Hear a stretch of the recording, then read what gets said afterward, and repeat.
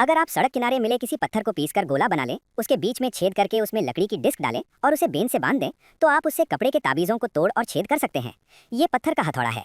लेकिन मेवे तोड़ने के लिए तो ये सुविधाजनक है, पर ज्यादा बल लगाने से पत्थर चकनाचूर हो सकता है। यह हथौड़े का अगला हिस्सा उड़कर आपको भी लग सकता है। चतुर कारीगरों ने हथौड़े का ढांचा कांसे का बनाया और पीतल और तांबे के छल्लों से लकड़ी की डिस्क को मजबूती से बांध दिया, ताकि किसी को चोट लगने से पहले ही उसकी शक्ति कम ना हो जाए। ये कांसे का हथौड़ा है। हालांकि कांसा भंगुर होता है और जोर से घुमाने पर आसानी से टूट जाता है, इसलिए आपने लोहे को फिर से गोलाकार आकार दिया, जिससे ये न केवल मजबूत और टिकाऊ बना, बल्कि इसकी तोड़ने और छेद करने की क्षमता में भी काफी सुधार हुआ। प्रहार शक्ति बढ़ाने के लिए आपने हथौड़े के अगले हिस्से को अचार के जार के आकार का बनाया।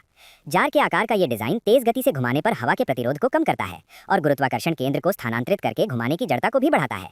आपकी चतुराई ये थी कि आप इसे पकड़ने में अधिक आरामदायक और स्थिर बनाना चाहते थे, इसलिए आपने पसीने को सोखने और फिसलने से बचाने के लिए डिस्क को चमड़े से लपेट दिया और गुरुत्वाकर्षण केंद्र को संतुलित करने के लिए सिरे पर एक धातु का हैंडल लगा दिया।